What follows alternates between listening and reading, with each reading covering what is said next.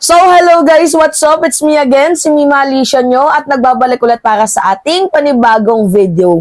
So, meron pong panibagong panawagan, mga minamahal, itong ating mga netizen.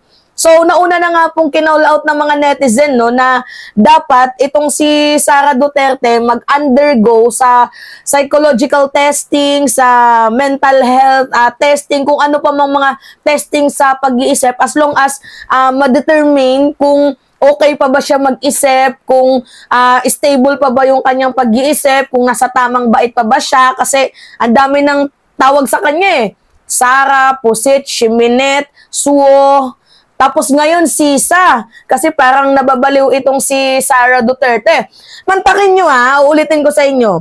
After niyang sabihin na gusto niyang pugutan ng ulo si PBBM nang dahil lang sa relo, and after niyang sabihin na huhukayin niyang isang patay at itatapon sa West Philippine Sea, na in the first place, abogado siya.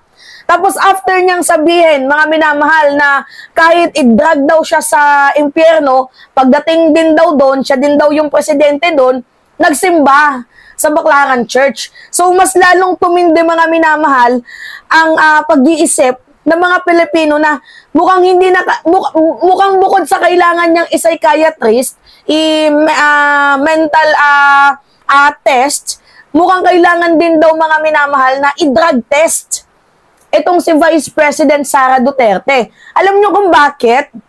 The way na magsalita siya, mga minamahal, is purely evil. Parang high na high siya. Kasi yung mga gumagamit, mga minamahal, yung mga gumagamit, if you will see, meron niyang gumamit noon na sinabi niya na siya yung yung Diyos. 'Di ba? Merong gumamit noon na nasaktuhan doon sa BGC, tapos nung in-interview, nung tinanong siya, sabi niya, ako yung Diyos, dadaan kayo sa akin. Lahat ng kaluluwa niyo dadaan sa akin. 'Di ba? Pinagtawanan kasi nakagamit. Ngayon, itong si Sara Duterte, yung utak niya, parang killers na.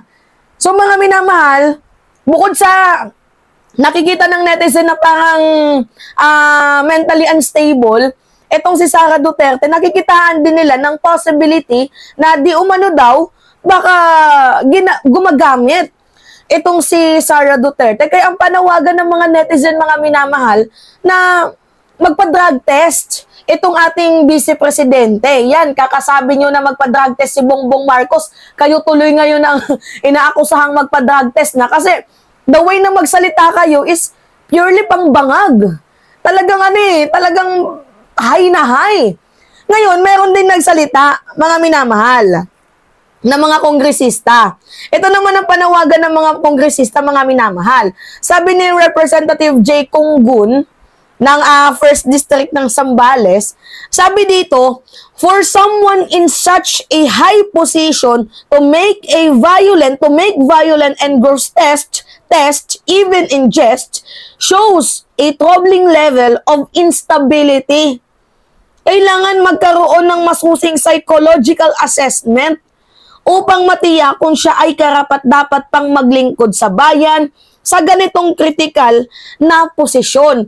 So sa madaling sabi, mga minamahal, na parang baliw, isip bata itong si Sara Duterte. Nakikitaan nila ng may aning-aning na ba itong ating vice-presidente, mga minamahal, kasi hindi naman magsasalita yung mga ganitong klaseng representative, yung mga kongresista, na mag-psychological testing kung wala silang nakikitang something.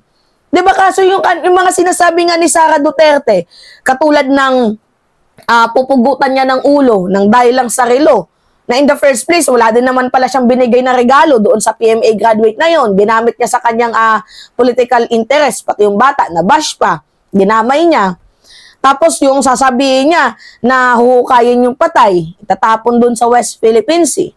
Tapos yung siya daw yung impyerno siya daw yung presidente ng impyerno. So nakikitaan nila na may something na parang, ay, hindi na to tama, hindi na to pwede.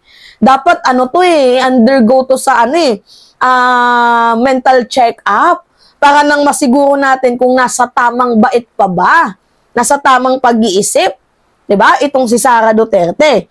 Ngayon, hindi lang isa ang nag-call out niyan. Dalawa. Hindi, apat pa nga mga minamahal yung patungkol nga sa DepEd. May nag-call out pa dyan sa kanya. So ngayon, ano yung sabi ni Paulo Ortega? Ito, La Union to. Sabi niya, we urge the Office of the Vice President to consider seeking professional help for Vice President Duterte. And this behavior is deeply concerning and could have a serious consequences for our nation leadership. Oo mga minamahal, threat to yung ganitong pag-iisip. Kunyari, what if yung ating presidente ay napatay nga? Nagurugor yung ating presidente. Siya yung papalit. Di ba? VP. Kasi yung vice president, siya lang, ang trabaho lang naman talaga ng vice presidente, bukod sa mangurakot sa ginagawa ni Sara Duterte, di umano, ay taga-antay lang na bumaba sa pwesto ang presidente sa panahon ng era nila. So, kunyari, 2 taon pa lang si President Marcos na naglilingkod. And then right after, nagurugor nga ang ating presidente, siya yung papalit. Nakaka-alarma to mga minamahal.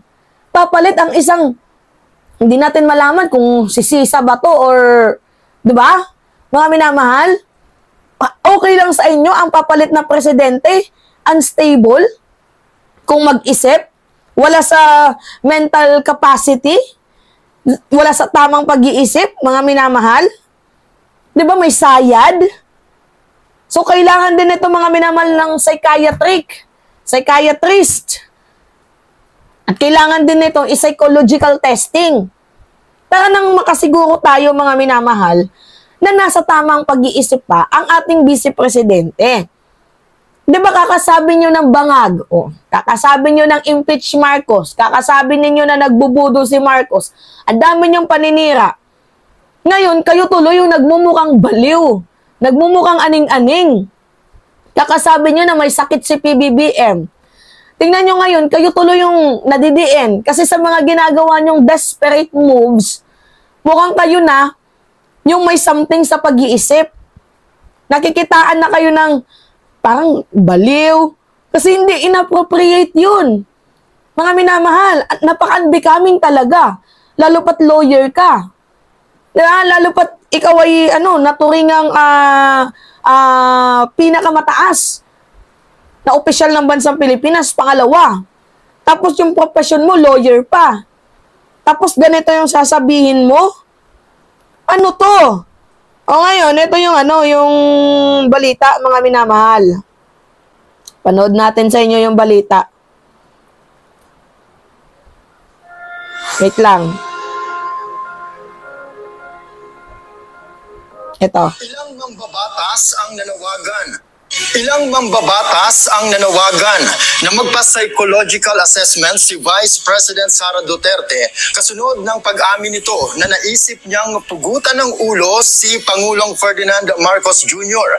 at bantaang itatapon sa West Philippine Sea ang labi ng dating Pangulong Ferdinand Marcos Sr. Ayon kay House Assistant Majority Leader at Zambales 1st District Representative Jay Congcun, ang ganitong pahayag ay nagpapakita ng alarming instability. Tama. Sinangayunan naman ito ni House Assistant Majority Leader at La Union Representative Paulo Ortega V at sinasabing hindi katanggap-tanggap ang ganitong pahayag mula sa isang vice-presidente at ito ay may malalim na implikasyon sa liderato ng bansa. Tinawag din ni Senate President Francis Cheese Escudero ang pahayag ni VP Sara na unbecoming at hindi nararapat na mula sa isang opisyal na nasa mataas na posisyon. Talagang sunog na sunog dito mga minamahal si Sara Duterte. O ngayon, na sunog ka, baka sabihin mo gusto mo mamatay na lahat ng kongresista. Mamatay na lahat ng representative. Pati si Cheese. Baka yun na yung susunod mong sasabihin, Vice Presidente, VP Sara. Kasi kahit ako mga minamahal, to be honest, kahit gaano ako kagalit sa isang tao, hindi ko nagawang isipin yun na, matay ka na. Hindi ganun. Pugutak kita ng ulo, hindi ganun. Even yung i-wish na sama-sama tayo sa impyerno, hindi ako ganun. Nagagalit ako. Pero yung galit ko, stick lang sa topic. Kunyari, ito, bakit ka ganito, ganyan? Oh, yun yung topic ko kung ano yung pinag-awayan namin. 'Diba? Tulad nito sa politika, galit ako kay Maharlika kasi masyado siyang naninira. Nakastick lang ako sa issue. Hindi ako yung nag-wish na, sana matigibum-bum ka. Uy, sana ano ka sa impyerno. Hindi ako ganun. Masama yun. Never pumasok sa isip ko yung ganun. Kaya, saludo pa din ako sa sarili ko na I can control my anger. Diba? Anyway, yun po mga minamahal. It's me again, si Mima Alicia nyo, at nagbabalik ulit para sa ating panibagong video.